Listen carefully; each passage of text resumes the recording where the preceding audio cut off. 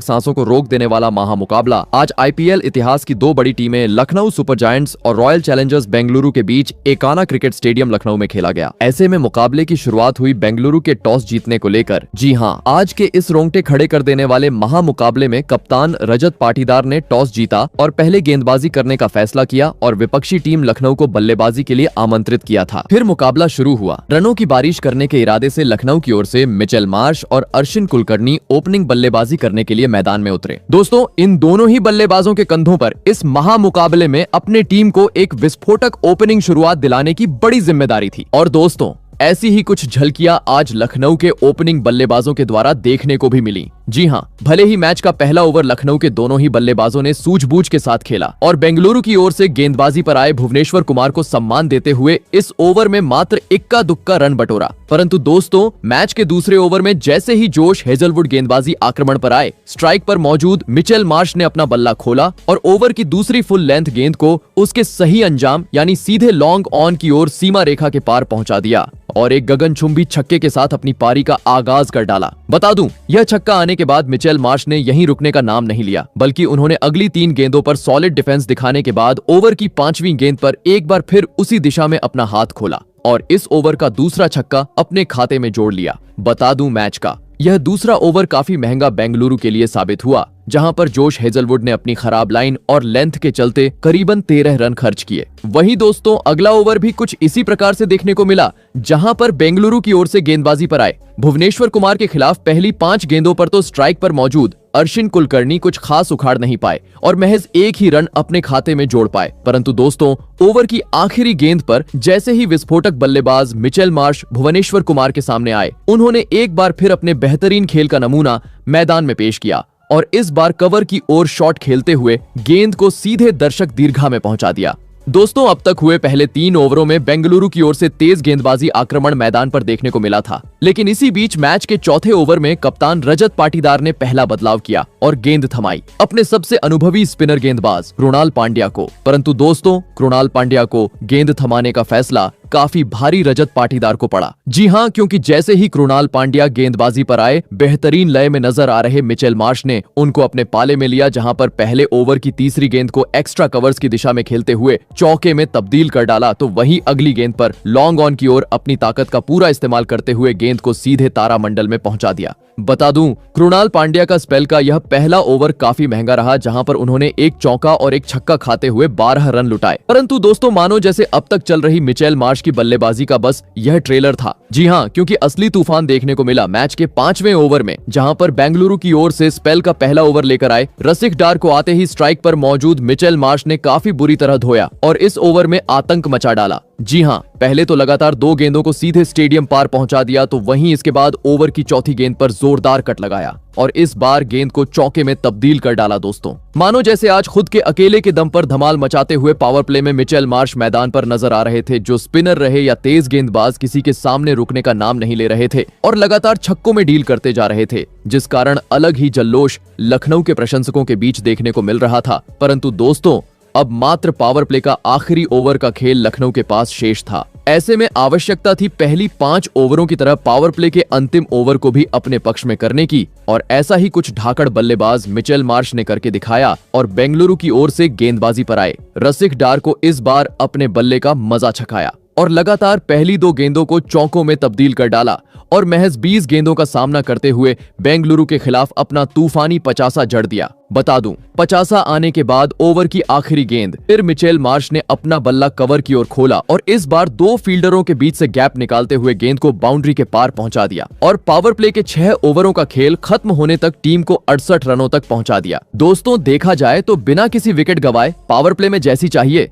वैसी एक धुआंधार शुरुआत अब लखनऊ के ओपनिंग बल्लेबाजों ने टीम को दिला दी थी, लेकिन बेंगलुरु जैसी बड़ी टीम के सामने विशाल लक्ष्य खड़ा करना था, तो अब मैदान में मौजूद दोनों ही लखनऊ के ओपनिंग बल्लेबाजों को अपनी इसी लय को बरकरार रखते हुए ताबड़तोड़ बल्लेबाजी करना जरूरी था। और दोस्तों, ऐसा ही कुछ अंदाज लखनऊ के बल्लेबाजों की ओर से देखने को भी मिला। जी हां, दरअसल पावर प्ले के बाद अगला यानी मैच का 7वां ओवर लेकर आए बेंगलुरु के स्पिनर गेंदबाज सुयश शर्मा को आते ही 50 जड़ने वाले मिचेल मार्श ने अपने पाले में लिया और ओवर की दूसरी ही गेंद पर ऑफ साइड की ओर जोरदार पुल लगाते हुए एक बार फिर गेंद को सीधे दूसरे स्टैंड में पहुंचा दिया। बता दूं, दूसरी गेंद पर मिचेल मार्श की ओर से छक्का आने के बाद अब तक शांत दिखने वाले अर्शिन कुलकर्णी ने भी अपने मैदान में होने का सबूत पेश किया और ओवर की 5वीं गेंद पर ऑफ साइड की ओर जोरदार कट लगाते हुए अपनी पारी का पहला चौका जड़ दिया। दोस्तों, भले ही पावर प्ले खत्म हो चुका था, खिलाड़ी बाउंड्री के पास चले गए थे, लेकिन आज लखनऊ की रन गति कम होने का नाम नहीं ले रही थी। जी हाँ, क्योंकि सुयश शर्मा को धोने के बाद अगले ओवर में मिचेल मार्श ने गेंदबाजी पर आए कृणाल पांड्या को आड़े हाथों लिया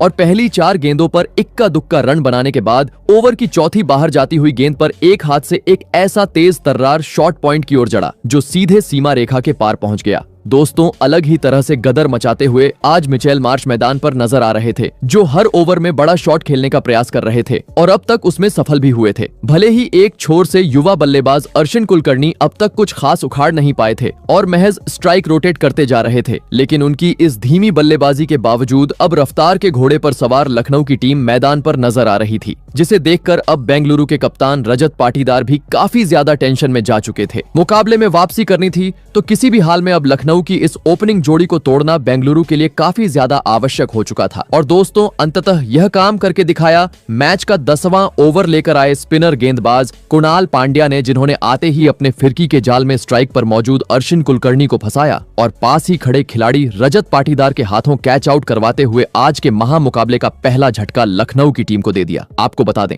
अर्शिन कुलकर्णी ज्यादा कुछ खास प्रदर्शन टीम के लिए नहीं कर पाए और महज 17 रनों की पारी खेल अपना विकेट गवा बैठे। दोस्तों, लंबे अंतराल बाद लखनऊ का पहला विकेट हासिल होने के चलते अब काफी ज्यादा खुशी बेंगलुरु के खिलाड़ियों के चेहरे पर देखने को मिल रही थी, तो वहीं दूसरी ओर युवा बल्लेबाज अर्शिन कुलकर्णी निराश होते हुए अब पवेलियन का रास्ता नाप चुके थे। ऐसे में दोस्तों, पहला विकेट गिर जाने के बाद अब लखनऊ की ओर से मैदान में उतरे विस्फोटक बल्लेबाज निकोलस पूरन। बता दूं, पहली बार आज ये ओवर बेंगलुरु के हित में रहा, जहां पर कृणाल पांड्या ने विकेट तो चटकाया ही और साथ ही अपने ओवर की 6 गेंदें होने तक महज 3 ही रन बटोरने का मौका लखनऊ के बल्लेबाजों को दिया। वहीं लगने लगा विकेट जाने के चलते अब अगले 1-2 ओवर तो धीमी बल्लेबाजी करते हुए लखनऊ के बल्लेबाज मैदान पर नजर आएंगे, परंतु दोस्तों, ये लखनऊ के खिलाड़ी थे जो कहां थमने वाले थे। जी हां, क्योंकि भले ही पिछले ओवर में एक बड़ा झटका लखनऊ की टीम को लगा, लेकिन इसके बावजूद अगले यानी मैच के 11वें ओवर में नए बल्लेबाज निकोलस पूरन ने गेंदबाजी पर आए रसिक डार के खिलाफ अपना बल्ला खोला, जहां पहले तीसरी गेंद को पॉइंट की ओर फील्डर को छकाते हुए सीमा रेखा के पार पहुंचा दिया, तो वहीं इसके बाद अगली गेंद पर लाजवाब शॉट खेलते हुए एक और चौका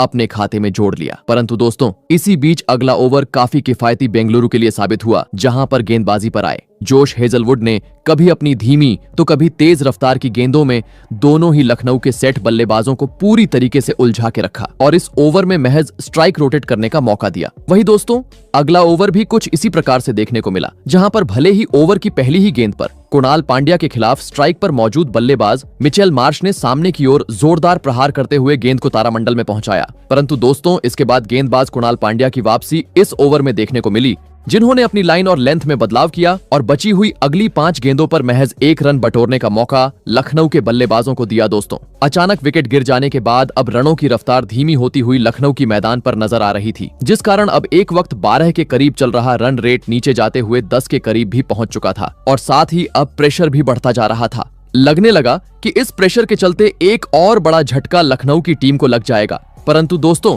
प्रेशर हावी हो उससे पहले ही मैच के 14वें ओवर में मिचेल मार्श ने मैदान में आतंक मचा डाला और बेंगलुरु की ओर से स्पेल का पहला ओवर लेकर आए रोमारियो शेफर्ड का आते ही मिचेल मार्श ने अपने पाले में लिया और पहली 4 गेंदों में से 3 गेंदों को चौकों में तब्दील किया, तो वही ओवर की आखिरी गेंद पर कवर की ओर एक जादुई छक्का जड़ते हुए महज 50 गेंदों में बेंगलुरु के खिलाफ अपना ऐतिहासिक शतक जड़ दिया। बता दूं, जैसे ही मिचेल मार्श ने अपना शतक पूरा किया, लखनऊ के प्रशंसक और साथ ही पवेलियन में बैठे लखनऊ के अन्य खिलाड़ी भी खड़े होकर उनकी प्रशंसा करते हुए नजर आए, क्योंकि उनके इस ऐतिहासिक शतक के चलते एक विशाल स्कोर की ओर अग्रसर होती हुई लखनऊ की टीम नजर आ रही थी। बता दूं, रोमारियो शेफर्ड के खिलाफ अपने खुद के दम पर इस ओवर में मिचेल मार्श ने करीबन 20 रन बटोरे, परंतु दोस्तों, इसके बाद अचानक मैदान पर तेज बरसात देखने को मिली, जिस कारण खेल को रोका गया। लेकिन अच्छी बात यह रही कि थोड़ी देर बाद फिर खेल शुरू हुआ, परंतु दोस्तों, बारिश आने के चलते अंपायरों ने यह 20 ओवर का यह मुकाबला 19 ओवर का करने का फैसला लिया, जिससे अब परिस्थितियों को देख लखनऊ के पास महज अंतिम 5 ओवरों का खेल शेष था। ऐसे में विशाल लक्ष्य तक पहुंचना था तो अब हर ओवर में चौकों छक्कों में डील करना जरूरी था। परंतु दोस्तों, मानो जैसे बारिश के कारण अब लखनऊ के बल्लेबाज अपनी लय को खो चुके थे। जी हां, क्योंकि बारिश के बाद अगला यानी मैच का 15वां ओवर काफी शांत लखनऊ के लिए साबित हुआ, जहां पर बेंगलुरु की ओर से गेंदबाजी पर आए रसिक डार के खिलाफ भले ही ओवर की 5वीं गेंद पर स्ट्राइक पर मौजूद निकोलस पूरन ने अपने बल्ले का चेहरा खोला और डीप मिड विकेट की ओर एक खूबसूरत चौका जड़ा। परंतु दोस्तों, यह चौका छोड़ दिया जाए तो इस ओवर में एक भी बड़ा शॉट लखनऊ की ओर से देखने को नहीं मिला और ओवर का अंत होने तक लखनऊ के बल्लेबाज महज 7 ही रन स्कोर बोर्ड पर जोड़ने में कामयाब हो पाए। वही दोस्तों, अगले ओवर में भी बेंगलुरु के गेंदबाजों का बोलबाला देखने को मिला, जहां पर गेंदबाजी आक्रमण पर भुवनेश्वर कुमार ने आते ही अपनी कभी इन स्विंग तो कभी आउट स्विंग गेंदों में दोनों ही सेट हुए। लखनऊ के बल्लेबाजों को काफी ज्यादा तंग किया और पहली 5 गेंदों पर मात्र 4 रन बनाने का मौका दिया। भले ही ओवर की आखिरी गेंद पर स्ट्राइक पर मौजूद निकोलस पूरन पटकी हुई गेंद को उसके सही अंजाम यानी सीधे स्टेडियम पार पहुंचाया, परंतु दोस्तों, यह छक्का आने के बावजूद महज 10 ही रन दोनों ही बल्लेबाज मिलकर टीम के लिए बटोर पाए। दोस्तों, अंतिम ओवरों का खेल मैदान पर शुरू था, लेकिन अब बारिश के बाद अचानक लखनऊ की रन गति धीमी होती हुई मैदान पर नजर आ रही थी, क्योंकि बीते हुए पिछले 2 ओवरों में मात्र 18 ही रन दोनों ही बल्लेबाज जोड़ने में कामयाब हुए थे। वहीं स्थिति को देख अब दबाव बढ़ता जा रहा था और दोस्तों, इसी दबाव का फायदा उठाया मैच का 17वां ओवर लेकर आए तूफानी गेंदबाज हेजलवुड ने, जिन्होंने आते ही अपने ओवर की पहली ही बाहर जाती हुई गेंद में लखनऊ के शतकवीर मिचेल मार्श को फंसाया और बाउंड्री पर खड़े खिलाड़ी जैकब बेथेल के हाथों कैच आउट करवाते हुए अहम मौके पर एक बड़ा झटका लखनऊ की टीम को दे दिया। आपको बता दें, मिचेल मार्श आज बेंगलुरु के खिलाफ 111 रनों की आतिशी पारी खेल आउट हुए। दोस्तों, महत्वपूर्ण मौके पर लखनऊ का बड़ा विकेट हाथ लगने के चलते अब जल्लोश करते हुए बेंगलुरु के खिलाड़ी और साथ ही बेंगलुरु के प्रशंसक मैदान पर नजर आ रहे थे। तो वहीं दूसरी ओर मिचेल मार्श के विकेट के साथ अब 2 बड़े बल्लेबाजों को लखनऊ की टीम गंवा चुकी थी। ऐसे में दोस्तों, अब अंतिम ओवरों में टीम के लिए मैदान में उतरे लखनऊ के कप्तान खुद ऋषभ पंत, जिन्होंने नाव देखा ना ताव और आते ही अपना विस्फोटक रूप मैदान में दिखा दिया, जहां पर पहले लगातार 2 गेंदों को सीमा रेखा के पार पहुंचा डाला, तो वहीं इसके बाद ओवर की आखिरी गेंद पर कदमों का इस्तेमाल करते हुए कवर की ओर एक ऐसा जादुई छक्का जड़ा, जिसे देखकर प्रशंसक भी खड़े होकर उनकी तारीफ करते हुए नजर आए। बता दूं, विकेट हासिल होने के बावजूद जोश हेजलवुड का यह ओवर काफी महंगा बेंगलुरु के लिए साबित हुआ, जहां पर उन्होंने करीबन 18 रन खर्च किए। और दोस्तों, कहते हैं ना कि खरबूजे को देखकर खरबूजा रंग बदलता है, और ऐसा ही कुछ इसके बाद अगले ओवर में देखने को मिला, जहां पर ऋषभ पंत का साथ निभा रहे निकोलस पूरन ने भी अपने आप को सिद्ध किया और बेंगलुरु की ओर से गेंदबाजी पर आए। भुवनेश्वर कुमार के खिलाफ पहली 2 गेंदों पर 2 रन बटोरने के बाद ओवर की चौथी गेंद पर क्रीज से आगे की तरफ बढ़ते हुए पीछे की ओर कट लगाया और गेंद को बाउंड्री के पार पहुंचा डाला और बची हुई गेंदों पर स्ट्राइक रोटेट करते हुए एक बार फिर लखनऊ के प्रशंसकों को झूमने का मौका दिया। परंतु दोस्तों, अब महज आखिरी ओवर का खेल लखनऊ के पास बचा हुआ था। देखना दिलचस्प था कि अब यह आखिरी ओवर कौन सी टीम अपने हित में करती है। ऐसे में मैच का आखिरी ओवर बेंगलुरु की ओर से लेकर आए तूफानी गेंदबाज रसिक डार, जिन्होंने आते ही स्ट्राइक पर मौजूद निकोलस पूरन को अपनी तेज रफ्तार की गेंद में फंसाया और बाउंड्री पर मौजूद कृणाल पांड्या के हाथों कैच आउट करवाते हुए और एक बड़ा झटका लखनऊ की टीम को दे दिया।